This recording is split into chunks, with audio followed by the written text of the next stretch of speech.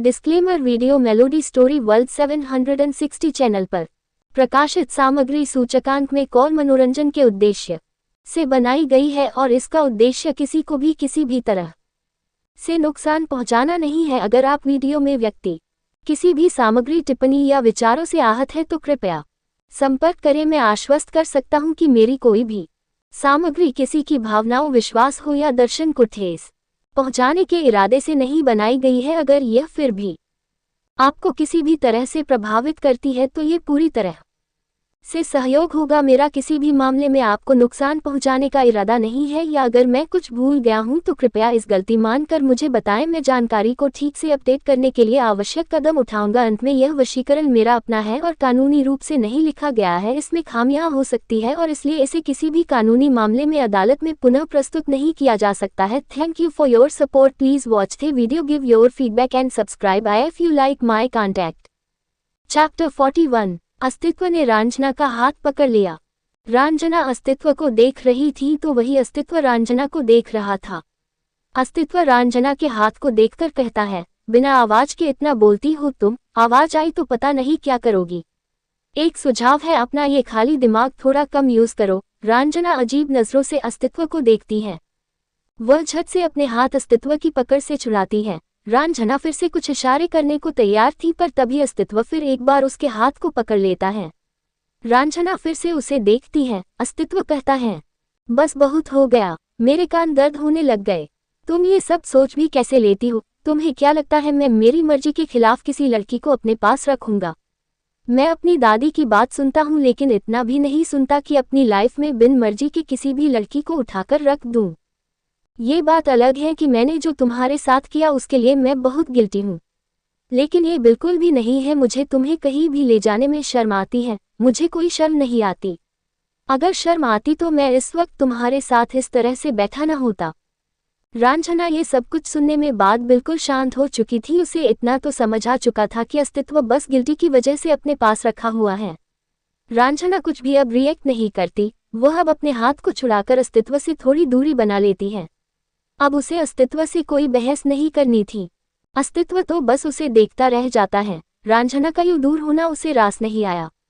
उसे समझ नहीं आया कि अचानक से रांझना उससे दूर क्यों चली गई। वह सोच ही रहा था, पर उसे एहसास होता है कि रांझना पहले से ही अजीब है। वह कब किस चीज पर रिएक्ट कर जाए कोई कुछ नहीं कह सकता था, इसलिए अस्तित्व भी अब उसे कुछ नहीं कहता। रांझना खिड़की के बाहर देख रही थी। वह कुछ चीजों के बारे में सोच रही थी। ऐसे ही कब कार दीवान पैलेस के बाहर रुकती है उसे पता ही नहीं चलता। अस्तित्व बाहर निकलता है, तब जाकर रांझना को एहसास होता है कि घर आ चुका है। वह भी बाहर निकलती है। रांझना जैसे ही बाहर निकलती है उसकी नज़र सीधे सुनंदा जी पर पड़ती है, जिनके हाथों में रांझना की बिल्ली थी। अस्तित्व रांझना को देख रहा था ताकि दोनों साथ में अंदर जा सके, लेकिन रांझना ने तो अपना रास्ता मोड़ लिया था। बिल्ली को देखते ही रांझना सुनंदा जी के पास जाने के लिए कदम बढ़ाती है। अस्तित्व की नज़र पहले तो सुनंदा पर पड़ती है, लेकिन जैसे ही उसकी नज़र उसके हाथ में पकड़ी बिल्ली पर पड़ जाती है तो वह काफ़ी ज़्यादा चीर जाता है। रांझना एक बिल्ली की वजह से उसे इग्नोर करके चली गई। ये बात अस्तित्व को बिल्कुल भी रास नहीं आई। अस्तित्व तुरंत नजरें हटाकर तेज कदमों से अंदर चला जाता है। अंदर जाते हुए अचानक ही वह प्रगति से टकरा जाता है। प्रगति अस्तित्व को देखकर एक कदम पीछे हो जाती है। अस्तित्व को देखते ही प्रगति को उसका बिहेवियर याद आने लगता है। अस्तित्व उसे इग्नोर करते हुए वहां से जाने लगता है। प्रगति कुछ सोचने लगती है, फिर वही एकदम से पीछे मुड़कर अस्तित्व को आवाज देती है। अस्तित्व ने तो जैसे उसकी आवाज सुनी ही न हो। वह सीधे वहां से चला जाता है। वह एक बार भी मुड़कर प्रगति को नहीं देखता।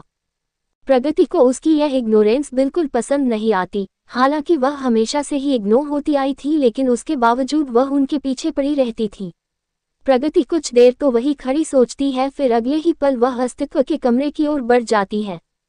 अस्तित्व सीधे कमरे में जाकर पहले तो अपने शर्ट खोलता है। वह शर्ट खोलकर कबर्ड में दूसरी शर्ट ढूंढने लगता है। अस्तित्व शर्ट ढूंढने के बाद जैसे ही दरवाजा बंद करता है उसकी नज़र प्रगति पर जाती है।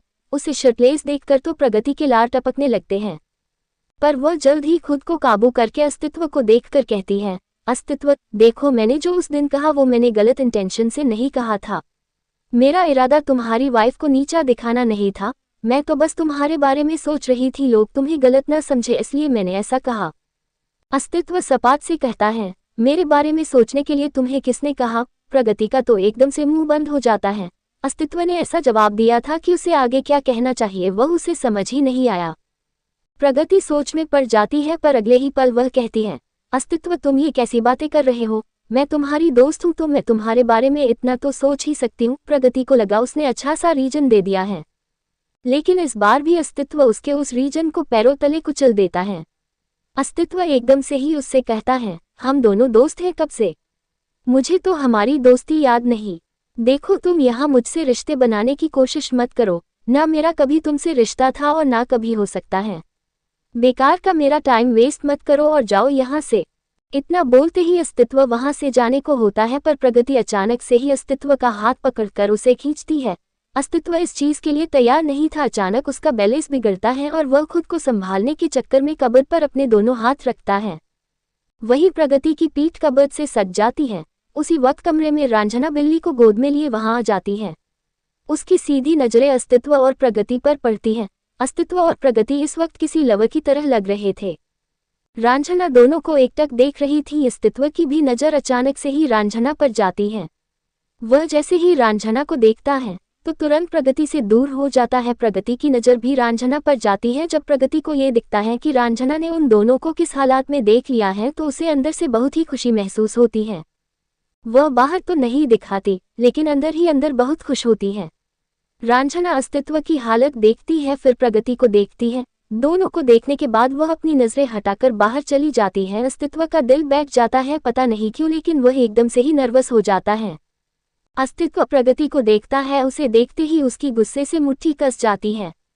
अस्तित्व गुस्से से चिल्लाकर कहता है, मुझे छूने की हिम्मत कैसे हुई तुम्हारी? प्रगति एकदम से डर जाती है, वह कुछ कहती उससे पहले अस्तित्व फिर एक बार चिल्लाता है, आइंदा से मेरे पास मत आ जाना, गेट आउट। वह एक नज़र अस्तित्व के गुस्से वाले चेहरे को देखती है, फिर जल्दी से वहां से चली जाती है। उसके जाते ही अस्तित्व के चेहरे पर परेशानी झलक पड़ती है। रांझना कहीं गलत तो नहीं समझेगी, ये सोच सोचकर उसे अंदर से बहुत अजीब सा लगने लगता है। वह काफी देर तक दरवाजे को देखता है, ये सोचकर कि रांझना अंदर आएगी, लेकिन रांझना अंदर नहीं आती। अस्तित्व को जब वो इंसिडेंट याद आती है तो उसे खुद पर बहुत गुस्सा आता है। वह जोर से कबर्ड पर पंच करता है। अस्तित्व अब अपनी शर्ट पहनता है और रांझना के पास जाने के लिए कमरे से निकल जाता है। उसने कुछ कदम ही बढ़ाए थे, तभी अस्तित्व का फोन रिंग होता है। वो कॉल रिसीव करता है। उधर से कुछ आवाजें आती हैं तो वह तेज कदमों से पैलेस के बाहर निकल जाता है। वहीं दूसरी ओर एक लड़का एक घर के सामने खड़ा था। कुछ बॉडीगार्ड उसके इर्द गिर्द खड़े थे। वह लड़का और कोई नहीं, अस्तित्व का बड़ा भी आस्तिक था। आस्तिक सामने घर को एकटक देख रहा था। उसके आंखों के सामने इस वक्त कुछ सीन आ रहे थे। एक छोटी सी लड़की एक लड़के के पीछे जाते हुए उसे बुला रही थी, आशु आशु। वह लड़का पीछे मुड़कर उस बच्ची को देखती है तो उसके आंखों में एक अलग ही सुकून झलक उठता है। वह लड़की बच्ची जल्दी से उसके पास जाकर उसका हाथ पकड़ लेती है। वह लड़की हाथ पकड़कर कहती है, आशु मुझे पकड़े रहो, मैं खो जाऊंगी। वह लड़का बच्चा उस लड़की के हाथ को पकड़कर कहता है, मैं तुम्हें कभी खोने नहीं दूंगा इंदु, चाहे तुम जिस जगह पर भी रहो मैं तुम्हें ढूंढ कर रहूंगा। इंदु अपनी टिमटिमाते आंखों से उसे देखते हुए कहती है, सच्ची मुच्ची आशु, तुम मुझे कभी खोने नहीं दोगे। वह लड़का बच्चा ना में सिर हिलाता है, जिसके बाद इंदु बहुत ज्यादा खुश हो जाती है। आस्तिक उन सारी बातों को याद करते हुए अपने हाथ को देखता है। इस वक्त उसका हाथ खाली था, उसके हाथ में इंदु का हाथ नहीं था। अस्तित्व का परिवार और इंदु का परिवार एक ही जगह पर रहते थे। जहां अस्तित्व के पापा एक प्रेसिडेंट थे तो वहीं इंदु के पापा एक पुलिस कमिश्नर थे। काम की वजह से दोनों हमेशा मिला करते थे, तो ऐसे ही करके दोनों बहुत अच्छे दोस्त बन चुके थे। उसके साथ इंदु की भी दोस्ती आस्तिक और अस्तित्व से बहुत अच्छी खासी हो गई थी। वो अलग बात थी कि इंदु ज्यादातर आस्तिक के साथ रहती थी। जब इंदु 5 साल की थी तभी इंदु के पापा का ट्रांसफर दूसरी जगह हो गया, जिसकी वजह से उन्हें वहां जाना पड़ा। जब इंदु जा रही थी तब वह आस्तिक को छोड़कर बिल्कुल भी नहीं जाना चाहती थी। वह रो रही थी और बार बार यही कह रही थी कि वह आशु को छोड़कर कहीं नहीं जाएगी। आस्तिक तो उससे ऑब्सेस्ड था, तो वो कौन सा इंदु को ऐसे ही छोड़ने वाला था। आस्तिक ने अपने पापा से उस वक्त बहुत जिद की थी कि उनका ट्रांसफर रुकवा दे, लेकिन पता नहीं क्यों उन्होंने साफ मना कर दिया, जिसके बाद आस्तिक ने अपने पापा से खूब बहस की। जब इंदु जा रही थी तब आस्तिक उसके पीछे दौड़ते हुए जा रहा था। वह अपने खाली नंगे पैरों से इंदु की कार का पीछा कर रहा था। उसने दौड़ते हुए बहुत दूर उनका पीछा किया था, लेकिन आखिरकार इंदु उससे बहुत दूर चली ही गई। आस्तिक को उस वक्त बहुत गुस्सा आया था। उसे जब घर लाया गया तब वह खाना भी नहीं खाया करता था, क्योंकि उसे इंदु चाहिए थी। उसे लगा था शायद उसके न खाने से उसके पापा इंदु के पास जाने के लिए मान जाए, लेकिन ऐसा नहीं हुआ। उसकी माँ ने कई बार खाने की जिद की, लेकिन उसके पापा ने कुछ भी नहीं कहा था। वह बिल्कुल चुप हो चुके थे। आस्तिक इसलिए हमेशा अपने पापा से रूठे रूठे रहते थे। आस्तिक सामने घर की ओर कदम बढ़ाता है। यह इंदु की नानी का घर था, जहां इंदु जब भी आया करती थी तो आस्तिक और अस्तित्व को लेकर आया करती थी। यहाँ उन सबकी बचपन की यादें जुड़ी हुई थी। अस्तित्व दरवाजे के पास जाकर डोरबेल बजाता है। कुछ ही पल में वहां से एक बूढ़ी औरत बाहर निकल आती है। वह सामने खड़े लड़के को देखकर पूछती है, कौन चाहिए बेटा? आस्तिक सामने खड़ी औरत को पहचानता था। उसके सामने इस वक्त इंदु की नानी खड़ी थी। आस्तिक उन्हें देखते हुए कहता है, नानी माँ, आपने मुझे पहचाना? मैं आशु। जैसे ही वह बूढ़ी औरत आशु नाम सुनती है तो उनके होठों पर मुस्कुराहट आ जाती है। वह कहती है, आशु बच्चे, आप कितने बड़े हो गए, पहचान में भी नहीं आ रहे। इतना बोलते हुए वह उसके चेहरे को छूती है। आस्तिक उनके हाथ को पकड़ लेता है और कहता है, आप कैसी है नानी माँ? वह बूढ़ी औरत अपने हाल चाल बताते हुए आस्तिक को अंदर बुलाती है। आस्तिक अंदर जाता है। नानी माँ उसे सोफे पर बैठाकर पानी देती है। आस्तिक एक नज़र पूरे घर को देखता है। घर का हाल बहुत ही खराब सा लग रहा था। ऐसा लग रहा था जैसे कितने ही सालों से पेंट न किया गया हो। कहीं कहीं से ऊपर की छत भी गिर रही थी। वह घर रहने लायक तो नहीं लग रहा था। आस्तिक सब कुछ देखने के बाद कहता है, नानी माँ, ये घर की क्या हालत हो गई है? पहले जब वह आया करता था तो घर की हालत बहुत अच्छी हुआ करती थी। नानी माँ अपने घर को देखकर कहती है, घर में एक बुढ़िया क्या क्या करे बच्चे, मेरी अब ऐसी उम्र ही नहीं कि ये सब ठीक करवा सकूं। आस्तिक ये सुनकर एकदम से सवाल करता है, मामू कहाँ गए? जैसे ही आस्तिक ये सवाल करता है, नानी माँ एकदम से ही इमोशनल हो जाती है। वह कहती है, 12 साल पहले ये बोलकर निकले थे कि अपनी दीदी के पास जा रहा हूँ, आज तक वापस नहीं लौटे। न ही इंदिरा का कुछ पता चला और न ही इंद्रजीत का। इंदु, दामाद जी सब पता नहीं कहाँ गायब हो गए। नानी माँ इतनी ज्यादा इमोशनल हो गई कि वह एकदम से रोने लग जाती है। I hope you all like my story. Note, कुछ ज्यादा ही लेट हो गई, sorry. Smiling face with tear. जब 42 ASTITV कंफ्यूज्ड। आस्तिक नानी माँ को संभालता है, उनके आंसुओं को साफ करता है। आस्तिक नानी माँ को संभालते हुए कहता है, आप फिक्र मत कीजिए नानी माँ, मैं इंदु, अंकल, आंटी, मामू सबको ढूंढ लूंगा। नानी माँ को एक उम्मीद नजर आती है। आखिर कौन सा इंसान अपने परिवार को न देखना चाहता हो। नानी माँ आस्तिक के सिर पर हाथ रखे कहती है, जीते रह मेरे बच्चे, मुझे पूरा यकीन है आप उन्हें ढूंढ ही लेंगे। आस्तिक बस उन्हें देखता है। कुछ देर तक बैठने के बाद आस्तिक उस घर से बाहर निकल जाता है।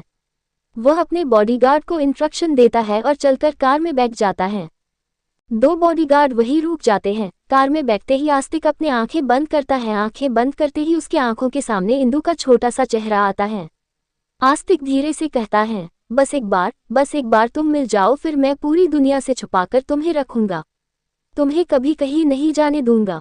वहीं दूसरी ओर रात हो चुकी थी। अस्तित्व किसी काम से गया था, अब वह लौट आया था। काम के वक्त भी उसका पूरा ध्यान इस बात पर था कि रंजना क्या सोच रही होगी। कहीं उसने उल्टा सीधा तो कुछ नहीं सोच लिया। अस्तित्व इन सब बातों को लेकर बहुत परेशान था। अस्तित्व सीधे अपने कमरे की ओर बढ़ जाता है। वह कमरे में जाकर देखता है तो उसे कोई नहीं दिखता। इसका मतलब रंजना कमरे में नहीं थी। अस्तित्व वहां से निकलकर बाहर देखता है। वह शिवांश से पूछता है, पर शिवांश को भी रंजना के बारे में कुछ पता नहीं था। अस्तित्व किसी पागलों की तरह रंजना को हर जगह ढूंढ रहा था। आखिर में वह एकदम से ही अपने पापा सत्यम से टकरा जाता है। सत्यम को देखते ही अस्तित्व एक पल के लिए रुक जाता है। फिर कुछ सोचते हुए वह पूछता है, पापा, आपने माँ को कहीं देखा है क्या? सत्यम जवाब देते हुए कहते हैं, माँ, सुपर्णा और रंजना मंदिर गई हुई है। माँ ने कल पापा के लिए पूजा रखी है तो पंडित जी से उन्हें कोई बात करनी है। अस्तित्व को ये सुनकर थोड़ी राहत मिलती है, वरना वह तो पता नहीं क्या क्या ही सोच रहा था। अस्तित्व अब कुछ न कहकर वहां से जाने लगता है। तभी सत्यम उसे आवाज देकर रोकते हैं। अस्तित्व रुककर अपने पापा को देखता है। सत्यम थोड़ा आगे बढ़कर अस्तित्व को देखते हैं। वह कुछ पल खामोश रहने के बाद कहते हैं, मैंने कुछ दिन पहले देखा था कि आप किस तरह से प्रगति पर चिल्ला रहे थे। उन्होंने जो भी कहकर आपको गुस्सा दिलाया हो, लेकिन आपको उस पर ऐसे नहीं चिल्लाना चाहिए। अस्तित्व को तो प्रगति का नाम सुनते ही गुस्सा सा आ जाता है। सत्यंग अस्तित्व को समझाते हुए कहते हैं, आप भी जानते हैं कि अगर आज आपकी माँ जिंदा है तो वो सिर्फ प्रगति की माँ की वजह से। अगर उस वक्त प्रगति की माँ ने कुर्बानी न दी होती तो आज आपकी माँ हमारे बीच न होती। अस्तित्व खामोशी से अपने पापा को देख रहा था तो वहीं प्रगति भी उसी मौके पर वहां पहुंच जाती है। वह सत्यम की बातें सुन लेती है। उसका स्टैंड लेता देखकर दीवार के पीछे छुपकर उनकी बातें बहुत गौर से सुनने लगती है। सत्यम आगे कहते हैं, वो अगर कोई गलती करती है तो हमें उसे माफ करना चाहिए, ऐसे उस पर गुस्सा बिल्कुल नहीं होना चाहिए। इतना बोलते ही वह चुप होकर अस्तित्व को देखने लगते हैं। वही प्रगति जब ये सारा चीज सुनती है तो उसके होठों पर एक चालाकी भरी स्माइल आ जाती है। वह खुद में धीरे से बड़बड़ाती है, ये अंकल तो काम के निकले, अब यही मुझे अस्तित्व के पास पहुंचा सकते हैं, अस्तित्व उसका हो जाएगा। ये सोचकर प्रगति बहुत ज्यादा खुश हो जाती है। पर अगले ही पल अस्तित्व उसकी खुशी पर पानी फेरते हुए कहता है, ओके पापा, वैसे भी मुझे उससे बात करने का कोई शौक नहीं है, आप उसे भी समझा दे कि मुझसे दूर रहे। और एक बात, आप जिसकी बात कर रहे हैं, अगर वो लड़की उनके जैसी होती तो उसे कभी कुछ सुनना ही नहीं पड़ता। प्रगति जैसे ही यह सुनती है उसकी सारी खुशी एक झटके में खत्म हो जाती है। उसका खिला हुआ चेहरा एकदम से मुरझा जाता है। कहाँ वह रास्ता बनाने की सोच रही थी, यहाँ तो मंजिल ही अपने शरीर पर कांटे लगाए बैठा था। अस्तित्व अब वहां से जाने लगा था, तभी फिर एक बार सत्यंग उसे टोकते हुए कहते हैं, एक मिनट रुकिए। अस्तित्व अब बिना किसी इंटरेस्ट के साथ रुक जाता है। अब उसे प्रगति का नाम तक नहीं सुनना था। सत्यंग पूछते हैं, अस्तित्व, क्या आप रंजना के साथ रहना चाहते हैं?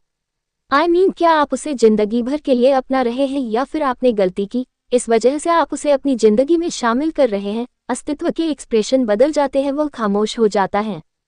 बहुत देर तक सत्यंग उसके जवाब का इंतजार करते हैं, लेकिन उन्हें कोई जवाब नहीं मिलता। जिस पर सत्यंग आगे कहते हैं, देखिए अस्तित्व, अगर ये आपकी मर्जी नहीं सिर्फ मजबूरी है तो आप उसे अपनी जिंदगी में ऐसे मत रखिए, क्योंकि इससे आपको और रंजना दोनों को ही तकलीफ के सिवाय कुछ नहीं मिलेगा। मुझे नहीं पता कि उनके बेजुबान होने से आपको फर्क पड़ता है या नहीं।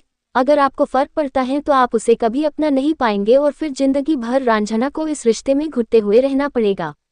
अगर आपको फर्क नहीं पड़ता तो फिर ठीक है, आप दोनों का रिश्ता कभी ना कभी ठीक हो ही जाएगा, लेकिन बाद में अगर ऐसा कुछ हुआ कि आपकी वजह से उसकी जिंदगी बर्बाद हो गई, फिर मैं आपको कभी माफ नहीं कर पाऊंगा। यह एक लड़की की जिंदगी का सवाल है, इसलिए मैं पूछ रहा हूं, क्या आप उसके साथ रहना चाहते हैं? उद्धरण चिन्ह अल्पविराम। अस्तित्व कुछ पल यूं ही खामोश सा रहता है। कुछ देर बाद वह एक गहरी सांस लेकर कहता है, जिस दिन मुझे इस सवाल का जवाब मिलेगा तो मैं आपको बता दूंगा। फिलहाल मैं कुछ नहीं कह सकता, पर मैं इतना कह सकता हूँ कि मैं उसकी जिंदगी तो बर्बाद नहीं करूंगा। सत्यम तो बस अपने बेटे को देखते रहते हैं। उन्हें अब कुछ समझ आता कि वह क्या कहे। अब उनके पास कहने के लिए कुछ भी नहीं था। अस्तित्व कुछ पल खड़ा रहने के बाद वहां से चला जाता है। सत्यम अस्तित्व को जाता हुआ देखता रह जाता है। कुछ देर देखने के बाद वो भी चले जाते हैं। प्रगति बाहर निकलती है। अस्तित्व की बातों को सुनने के बाद प्रगति को रंजना पर बहुत गुस्सा आ रहा था।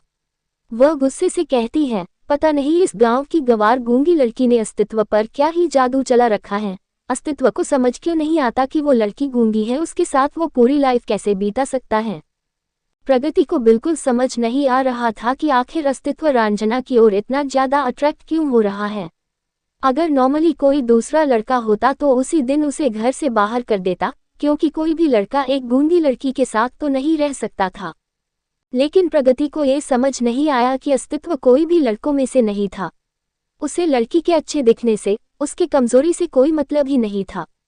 प्रगति को बस रंजना के ऊपर बहुत ज्यादा गुस्सा आ रहा था, क्योंकि अस्तित्व उसकी ओर न देखकर बेजुबान रंजना की ओर देख रहा था।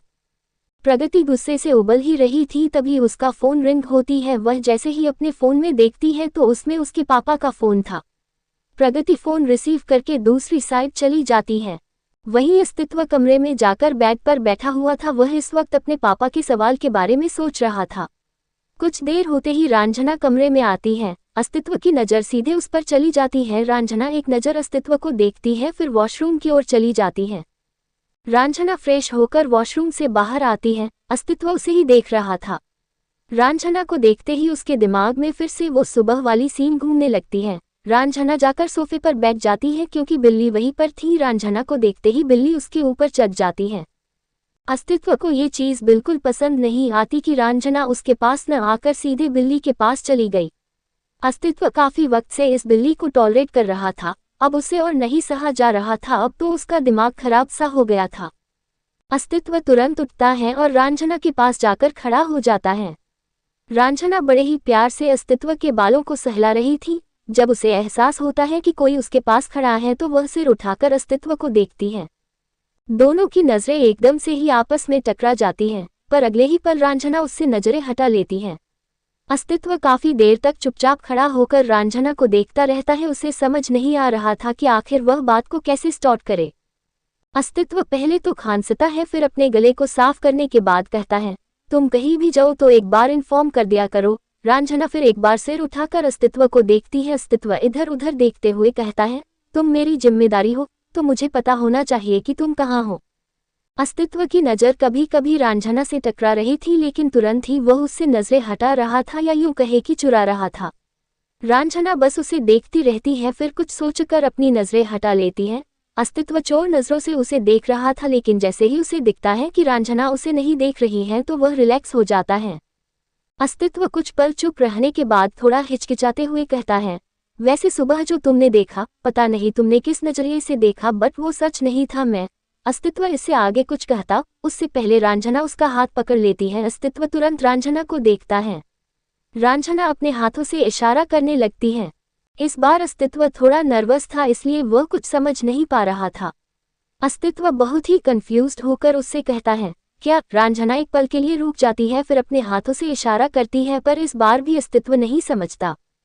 असल में अस्तित्व को इस बात की टेंशन थी कि वह चीजों को गलत वे में न ले ले, कहीं गलत गैस ना कर ले। जब अस्तित्व नहीं समझ पाता तो वह जल्दी से रांझना को लैपटॉप खोलकर देता है। उसने फोन तो बैग के पास वाले साइड में रखी थी, इसलिए वह लैपटॉप का यूज करता है। रांझना पहले तो गौर से लैपटॉप को देखती है, फिर एकदम से एक छोटा सा मैसेज टाइप करती है। अस्तित्व झांक कर वहां देखता है। रांझना ने लिखा था, आप सही हैं तो एक्सप्लेनेशन क्यों दे रहे हैं? अगर आप सही हैं तो एक्सप्लेन कभी मत कीजिए, और सच बताऊं तो मुझे इससे कोई फर्क नहीं पड़ता है कि वो सच था या झूठ था। अस्तित्व को ये पढ़ने के बाद पता नहीं क्यों मगर बहुत ही ज्यादा इफेक्ट पड़ता है। उसे अंदर से बिल्कुल भी अच्छा नहीं लगता। रांझना अब उठकर बालकनी की ओर जाने लगती है, तभी अस्तित्व अचानक ही उससे पूछता है, क्या तुम मुझसे नाराज हो? रांझना के पैर एकाएक रुक जाते हैं। I hope you all like my story. CH43 Astik in Ranjana face to face. अस्तित्व जैसे ही यह सवाल करता है तो रांझना के कदम एकाएक रुक जाते हैं। अस्तित्व रांझना के जवाब के इंतजार में था, लेकिन शायद रांझना को जवाब देना नहीं था। वह बिना कुछ रिएक्ट किए बालकनी की ओर चली जाती है। उसका जवाब न देना ये साफ जाहिर कर रहा था कि वो नाराज है, पर वह दिखाना नहीं चाहती, जो अस्तित्व समझ चुका था। अब अस्तित्व को ये समझ नहीं आ रहा था कि आखिर वह क्या करे। वह रांझना को मनाने जाए तो उसे क्या कहे। काफी देर तक अस्तित्व सोचता रहता है। कुछ देर बाद एक सर्वेंट आकर दोनों को डिनर के लिए बुलाती है। दोनों चले जाते हैं। नीचे सभी लोग एक जगह पर इकट्ठा हो रहे थे। अस्तित्व जाकर एक चेयर पर बैठता है। रांझना उसके पास बैठती है। वही प्रगति भी आकर अस्तित्व के बगल में बैठ जाती है। रांझना जैसे ही ये देखती है तो वह कुछ पल के लिए तो प्रगति को देखती है, फिर अगले ही पल दूसरी ओर देखने लगती है। अस्तित्व भी अब देख लेता है कि प्रगति उसके पास ही बैठी है। अस्तित्व एकदम से ही कहता है, तुम इस साइड बैठो, मुझे शिवांश से कुछ बात करनी है। इतना बोलते ही अस्तित्व खड़ा हो जाता है। रांझना भी खड़ी होती है। दोनों एक दूसरे की जगह एक्सचेंज कर लेते हैं। रांझना बिल्कुल प्रगति के पास बैठ जाती है। प्रगति रांझना को अपने पास देखते ही अजीब सा मुंह बना लेती है, जैसे उसके सामने कोई कचरा बैठ गया हो।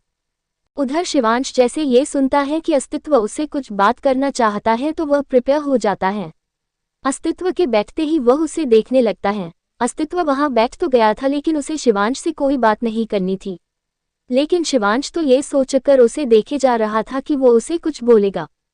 अस्तित्व डिनर करने लगता है। शिवांश अब भी उसका मुंह ताक रहा था।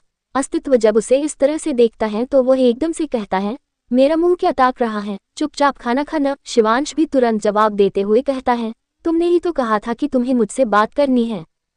शिवांश ने यह बहुत तेजी से कहा था, इसलिए सब उसे देखने लगते हैं, स्पेशली रांझना। रंजना अस्तित्व और शिवांश को देखने लगती है। अस्तित्व तो अचानक ही फंस गया।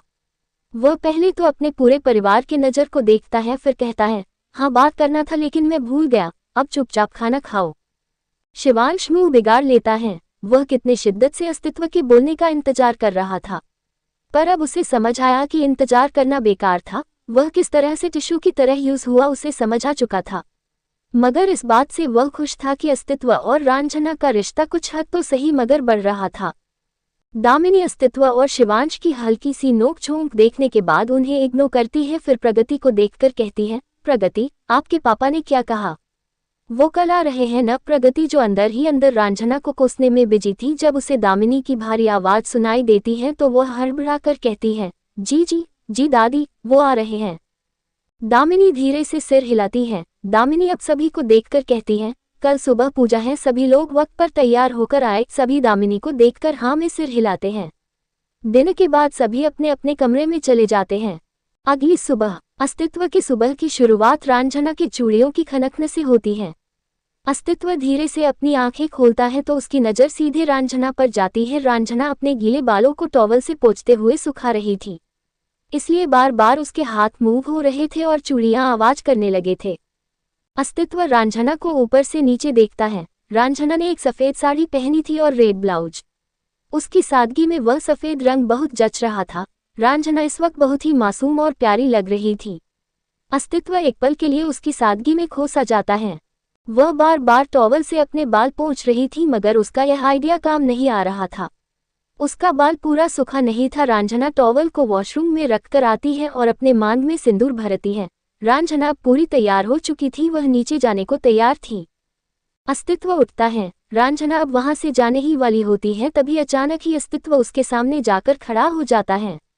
रंजना उसे देखती है। अस्तित्व उसे देखकर कहता है, तुम्हारे बाल ठीक से नहीं सूखे हैं, बीमार पड़ जाओगी। इतना बोलते ही वह रंजना का हाथ पकड़कर उसे ड्रेसिंग टेबल के पास लेकर जाता है।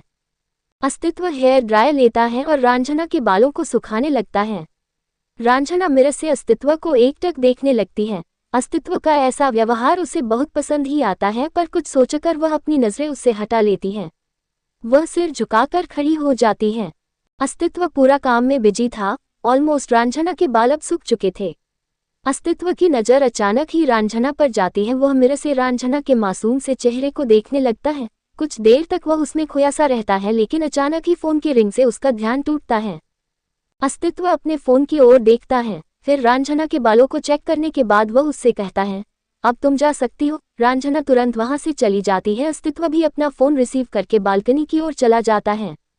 नीचे सुपर्णा आस्तिक से बात कर रही थी। वह एक हाथ में सामान और दूसरे हाथ में फोन पकड़े आस्तिक से वीडियो कॉल पर बात कर रही थी। सुपर्णा आस्तिक पर थोड़ा नाराज होते हुए कहती है, आस्तिक, आप हमारी बात समझते क्यों नहीं? देखना माँ आपसे बहुत नाराज हो जाएगी। आस्तिक अपनी माँ को जवाब देते हुए कहता है, मुझे उन्हें मनाना आता है माँ, और आप भी समझिए कि जब तक मुझे इंदु नहीं मिलती मैं घर नहीं लौटूंगा। सुपर्णा नाराज सी उसे देखती है। ऐसा नहीं था कि सुपर्णा को इंदु से कोई प्रॉब्लम थी, वह बस चाहती थी कि उसका बेटा कम से कम घर तो आए। लेकिन वो था कि 2-3 सालों से इंदु को ढूंढने में लगा हुआ था। हालांकि वह बचपन से लगा हुआ था, लेकिन उस वक्त उसके ज़्यादा कॉन्टैक्ट्स नहीं थे, उसके लिए पता लगवाना मुश्किल था। लेकिन आज वो उस मुकाम पर खड़ा था कि हर कोई उसके नाम से वाकिफ थे। सुपर्णा बात करते हुए जा ही रही थी, तभी अचानक से ही वह रंजना से टकरा जाती है और एकदम से ही उनके हाथ से फोन छूटकर गिर जाता है। रंजना हड़बड़ा सी जाती है। सुपर्णा देखकर चल नहीं रही थी, इसलिए वह रंजना से टकराई थी। रंजना अपने कान तुरंत पकड़ लेती है और फोन को नीचे से उठाकर उसे अपने पल्लू से साफ करती है। आस्तिक अब भी कॉल पर था, उसका कॉल कट नहीं हुआ था, वह भी पल्लू को देख पा रहा था।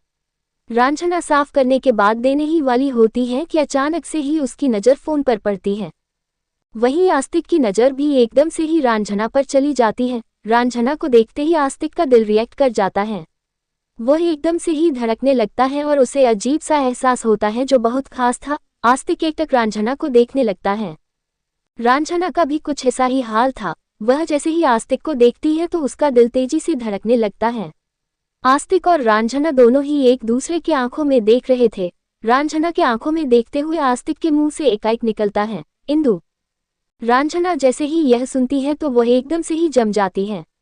दोनों में से कोई कुछ रिएक्ट कर पाता उससे पहले सुपर्णा फोन लेती है और रांझना के पास खड़ी होकर उससे आस्तिक को मिलाते हुए कहती है, आस्तिक, इनसे मिलिए, ये रांझना है। आस्तिक जब ये सुनता है तो वह उसे कुछ पल उसे गौर से देखता है। उसका दिल किसी और की ही तरफ इशारा कर रहा था। उसके एहसास इस लड़की की कुछ और ही पहचान बता रहे थे। सुपर्णा आगे कहती है, मेरी प्यारी सी बहू, अस्तित्व की पत्नी। आस्तिक जैसे ही यह सुनता है कि यह लड़की अस्तित्व की पत्नी है तो उसकी नज़र अचानक से ही उसके मान पर जाती है, जो पहले नहीं गई थी। रांझना के मान में अस्तित्व के नाम का सिंदूर देखकर आस्तिक अपनी नज़रें रांझना से हटा लेता है। वह हिंदू के सिवाय कभी किसी पर नज़र नहीं डाल सकता था, खासकर अपने छोटे भाई की पत्नी पर तो बिल्कुल नहीं। वह अपने भाई से भी बहुत ज्यादा प्यार करता था, तो फिर वह अपनी भाई की पत्नी को अपनी हिंदू कैसे मान सकता था। आस्तिक अपने दिल के सारे जज्बातों को ठुकरा देता है और रांझना को अस्तित्व की पत्नी होने का दर्जा देते हुए उसे अब एक नज़र भी नहीं देखता। उसकी नज़र अब बस अपनी माँ पर थी। I hope you all like my story. CH44 STTV hold Ranjana's hand. Suparna आस्तिक है बात करती है तो वहीं अब रांझना वहां से चली है। वह किचन में जाती है जहां कोई भी नहीं था। रांझना किचन के स्लैब में हाथ रखकर एक हाथ अपने दिल पर हाथ रखती है। रांझना धीरे से अपनी आंखें बंद करती है तो उसे छोटा आस्तिक दिखता है। छोटा आस्तिक और बड़े आस्तिक में ज्यादा कुछ डिफरेंस नहीं था, बस उनका बदल गया था। रांझना जैसे ही आंखें बंद करती है तो वह आस्तिक को देख पाती है, जिससे उसका दिल डर से बहुत तेजी से धड़कने लगता है। अभी भी जब रांझना ने फोन में आस्तिक का चेहरा देखा, उसका इंदु कहना उसने रांझना को डरा दिया था। रांझना बहुत ज्यादा डर गई थी, जिससे उसके दिल की धड़कन तेज हो गई थी। रांझना खुद को संभाल ही रही थी कि तभी उसे किसी के चलने की आवाज आती है। रांझना झट से अपनी आंखें खोलती है और अपने दिल पर रखे हाथ को हटा लेती है। वहीं बाहर प्रगति सोफे पर बैठी थी और नाखून चबा रही थी। तभी उसे एक आवाज आती है, प्रिंसेस। आवाज सुनते ही उसकी नजरें उस आवाज की ओर चली जाती हैं। इस वक्त दरवाजे के सामने उसके पापा योगेश गुलाटी खड़े थे। प्रगति के होठों पर बड़ी सी स्माइल आ जाती है। वह मुस्कुराते हुए जल्दी आगे बढ़ती है। प्रगति आगे बढ़कर झट से अपने पापा के गले लग जाती है। प्रगति खुशी से कहती है, फाइनली आप आ गए, मैंने आपको बहुत मिस किया। योगेश प्रगति के पीठ पर हाथ रखकर थपथपाते हुए कहते हैं, आई ऑल्सो मिस यू बेटा। प्रगति अलग होती है और अपने पापा का हाथ पकड़ उन्हें अंदर लेकर आती है। योगेश को देखते ही सत्यंग आगे बढ़ जाते हैं। दोनों हाथ मिलाते हैं, फिर गले लग जाते हैं। सत्यंग मुस्कुराते हुए सवाल करता है, कैसे हो? योगेश भी मुस्कुराते हुए जवाब देते हुए कहता है, बिल्कुल ठीक, आप बताओ। सत्यंग भी ठीक में जवान देता है। योगेश अब दामिनी से मिलता है। दामिनी अभी अभी हॉल में आई थी। उन्हें देखकर योगेश आगे बढ़ते हैं और उनके पैर छू लेते हैं। दामिनी उनके सिर पर हाथ रख लेती है। उसी तरह से वह सभी से मिलते हैं। अब तक सब लोग नीचे आ चुके थे। अस्तित्व अपने स्लीव्स को ऊपर करते हुए सीढ़ियों से नीचे उतर रहा था। उसने एक व्हाइट कुर्ता और व्हाइट धोती पहनी थी, उसमें रेड बॉर्डर थी। रांझना कुछ सामान रखने का काम कर रही थी, तभी अचानक उसकी नज़र अस्तित्व पर जाती है। अस्तित्व को देखते ही उसकी नजरें वहीं पर टिक जाती हैं। रांझना सब लोगों को जैसे भूल सा जाती है।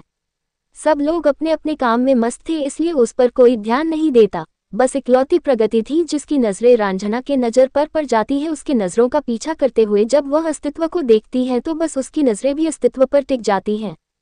आज अस्तित्व थोड़ा अलग लग रहा था। नो डाउट वह हर ड्रेस में अच्छा लगता था, लेकिन आज की बात ही कुछ अलग ही आग लगा दी थी उसने। अस्तित्व के जो बाल सेट हुए थे वह किसी हीरो से कम नहीं थे। एक्चुअल में अस्तित्व हीरो ही लगता था।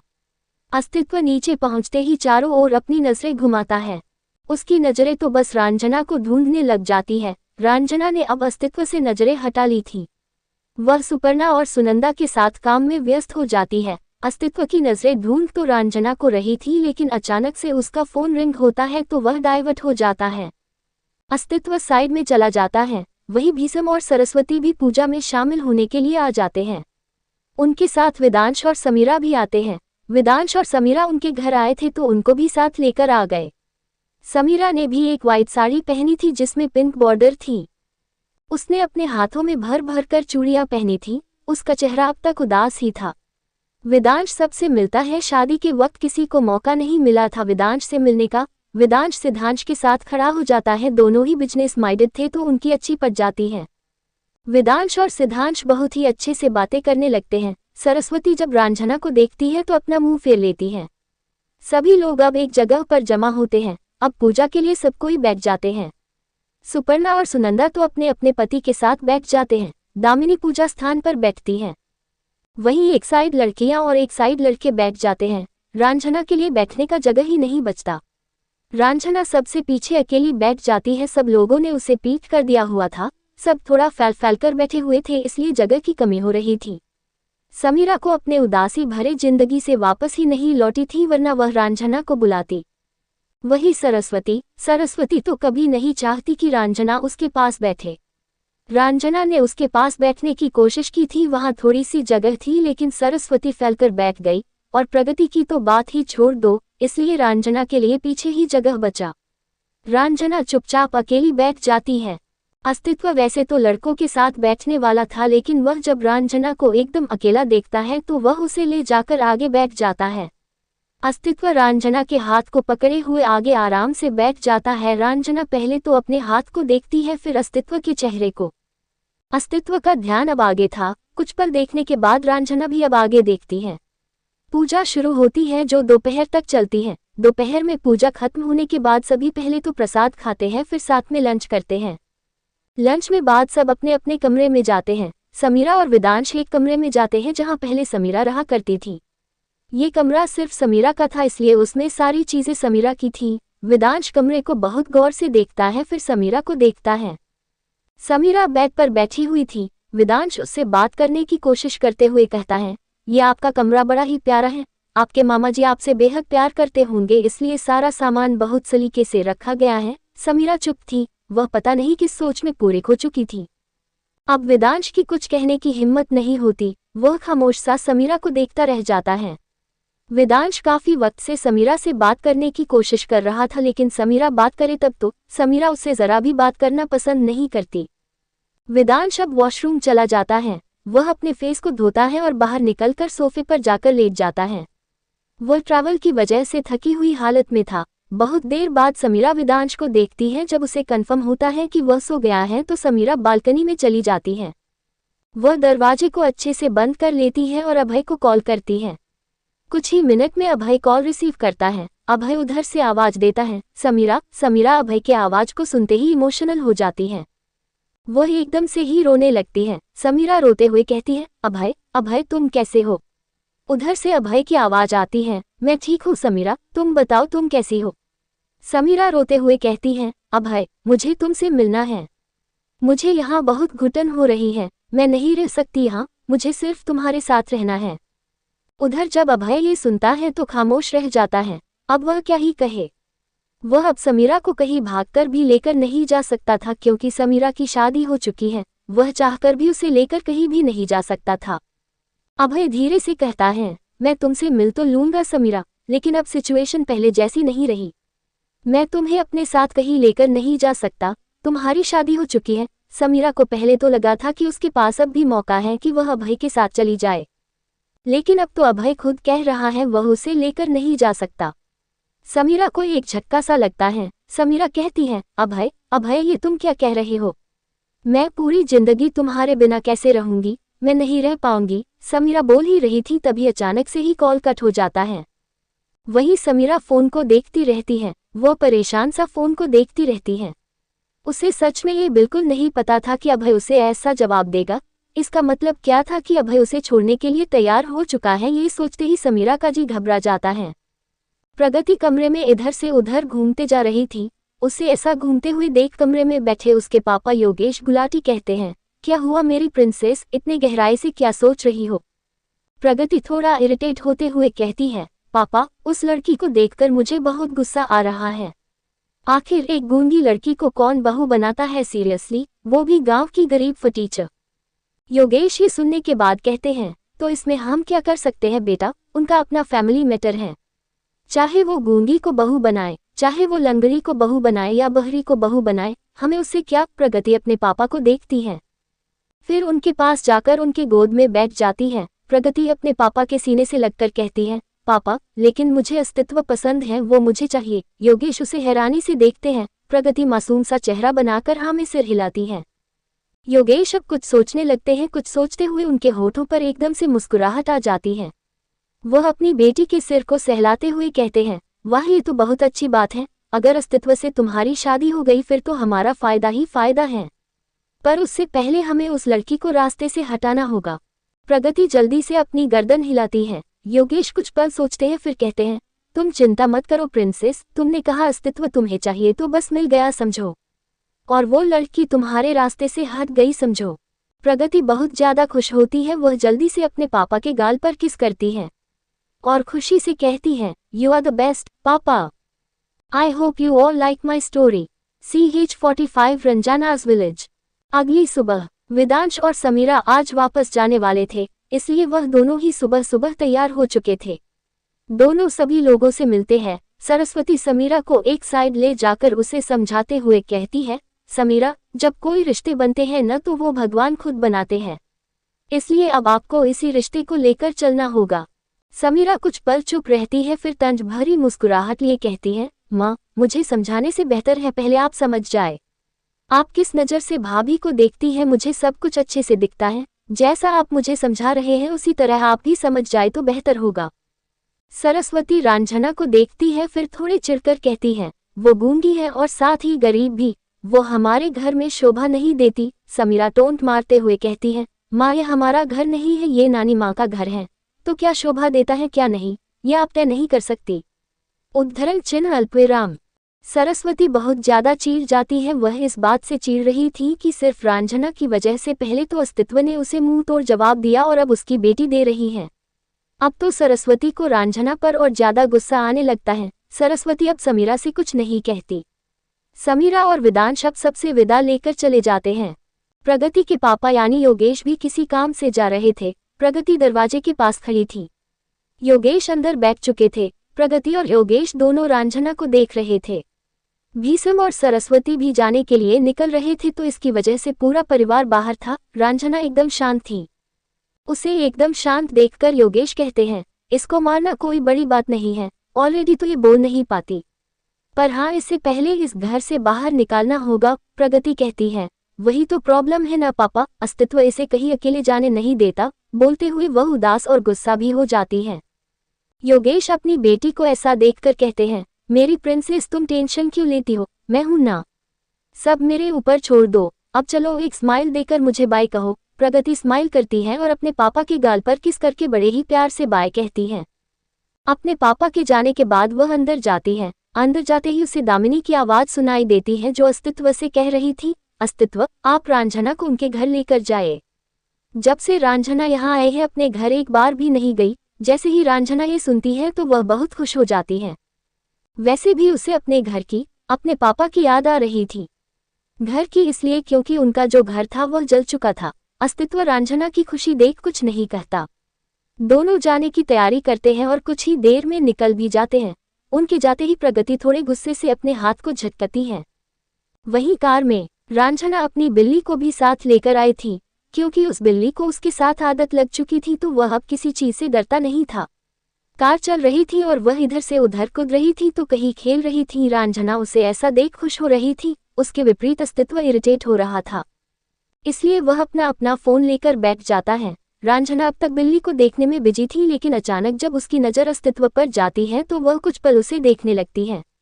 उसे वक्त ही कब मिलता था जब वह अस्तित्व को देख सके।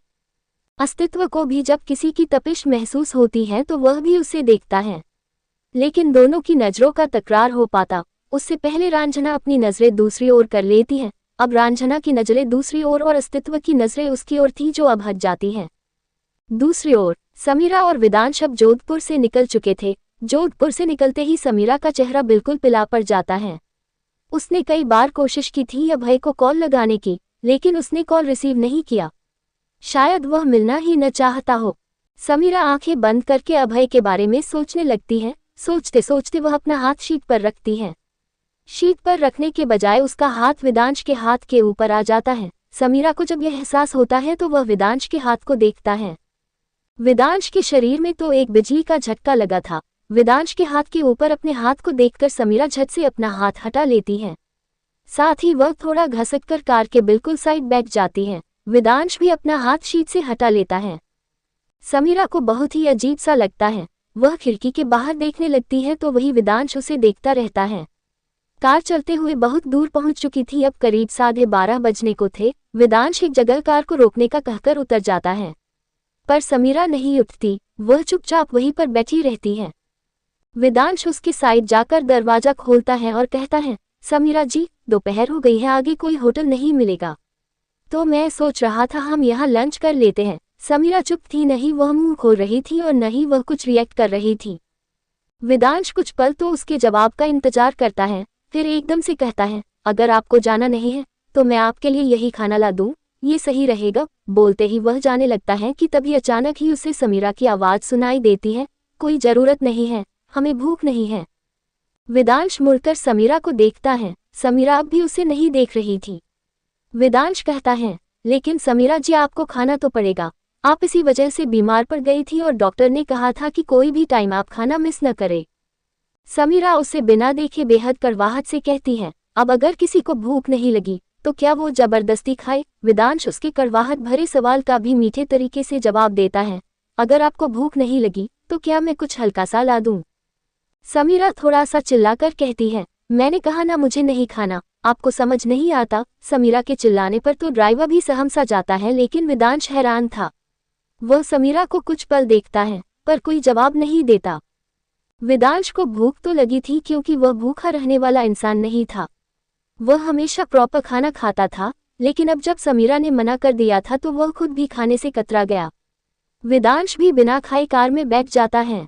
वेदांश ड्राइवर को कार चलाने को कहता है, ड्राइवर कार स्टार्ट करता है। समीरा मन ही मन बड़बड़ाती है, अजीब जबरदस्ती है, खाना ही पड़ेगा। अरे मेरी मर्जी, मैं खाऊं या ना खाऊं, पति बन गया तो खुद को मेरा मालिक समझ बैठा। समीरा के दिमाग में तो वेदांश के लिए एक खराब इमेज बन चुकी थी, वो इसलिए क्योंकि उसने उससे शादी थी। समीरा वेदांश को एक तरह नफरत के नजरों से देखती है, क्योंकि उसी की वजह से समीरा अपने प्यार से अलग हुई थी, अपने अभय से अलग हुई थी।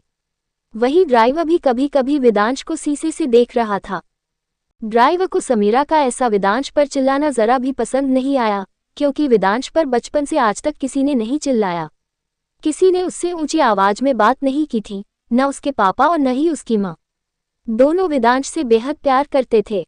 ड्राइवर बस सुन सकता था, देख सकता था, लेकिन बोल नहीं सकता था। वह देखने और सुनने के अलावा कुछ नहीं कर सकता था। 3 बजे के करीब टाइम हो चुका था, अब भी सफर जाहिर था, लेकिन अब वेदांश को अच्छा नहीं लग रहा था। उसे जरा भी भूखे रहने की आदत नहीं थी। वेदांश को जब बहुत ज्यादा खराब लगता है तो तुरंत ड्राइवर से कार रुकवाता है। कार जैसे ही रुकती है वेदांश बाहर जाकर वॉमिटिंग करने लगता है। ड्राइवर बाहर निकलता है, लेकिन समीरा अपनी अकड़ में वही बैठी रहती है, उसे कोई फर्क नहीं पड़ता कि वेदांश के साथ क्या हो रहा है। ड्राइवर उसके लिए पानी लेकर जाता है। वेदांश अपने मुंह को साफ करता है और अपने पेट को पकड़ लेता है। खाली पेट सफर करना उसके लिए बहुत मुश्किल था, उसकी तबीयत खराब होने वाली थी। वेदांश अब कार में आकर बैठता है। समीरा उससे पूछती भी नहीं कि क्या हुआ। कार दोबारा स्टार्ट होती है। कुछ मिनटों बाद ही वेदांश फिर से कार रुकवाता है और बाहर निकलकर वोमिटिंग करने लगता है। समीरा इस बार गौर करती है।